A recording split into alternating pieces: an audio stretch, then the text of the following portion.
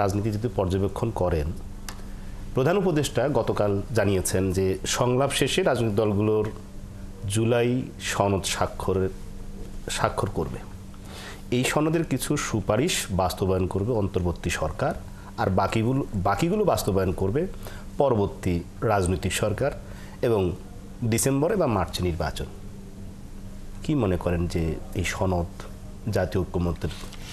শুনেন, এইটার ভালো মন্দ বিচার করার কোনো সুযোগ নেই। এই কারণে এটা ছাড়া এর চেয়ে ভালো কোনো পদ্ধতি আমার জানা নাই।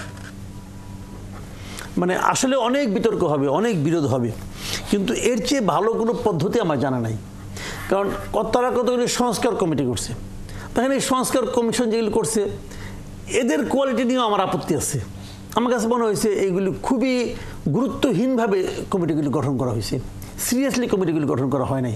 আমার ধারণা প্রত্যেকটা ক্ষেত্রে অনেক ভালো ভালো লোক ছিল যাদেরকে ইগনোর করা হয়েছে, এটা আমার ধারণা। কিন্তু তারা যখন একটা রিপোর্ট দিয়ে দিছে তখন কিন্তু আমি কোনো বক্তব্য দেবো না, কারণ আবার নতুন করে করবে নাকি। যে রিপোর্টটা দিছে এটা নিয়ে আলোচনা করতে হবে। আমি এইভাবে আমি চিন্তা করি।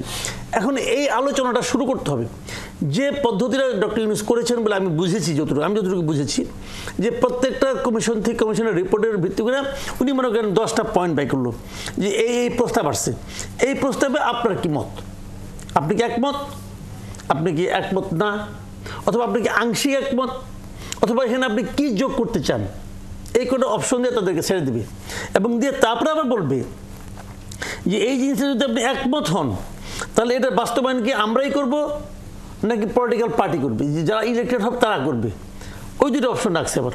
তো এর চেয়ে ভালো অপশন আর কি হতে পারে? এখন এই অপশনে যায় নিয়ে প্রত্যেকে পলিটিক্যাল পার্টি যদি খোলা মনে যায়, যদি খোলা মনে যায় যাইতে হবে, কিন্তু খোলা মনে না যায় তাহলে কিন্তু কাজ হবে না। তাহলে আপনি প্রত্যেকটা পয়েন্ট নিয়ে আপনি আপত্তি করলেন, তাহলে তো কিছু হইল না। যদি খোলা মনে যায় সবাই, আমি মনে করি এইখান থেকে একটা ভালো কিছু বের হতে পারে, এটা আমি মনে করি। হয়তো মানে 50টা প্রস্তাব আছে, যেখান থেকে 5টা বাড়িল, বললো যে 5টা এখনই বাস্তবায়ন করেন, আর বললো 7টা আমরা পরবর্তী পলিটিক্যাল গভর্নমেন্ট করলো, এই 12টা, আর মনে করেন হলো 38টায় বাতিল হোক, 38টা কোনো সমস্যা নেই। 12টা তো আসলো, এই 12টা পয়েন্টে আপনারা একমত হইলেন, ঠিক আছে, ইলেকশন করেন। ওনার জন্য এর চেয়ে ভালো আমি আর কোনো পদ্ধতি দেখি না। নিশ্চয়ই সেই ভালো পথেই এগোবে এবং দেখা যাক কি হয়। মানুষের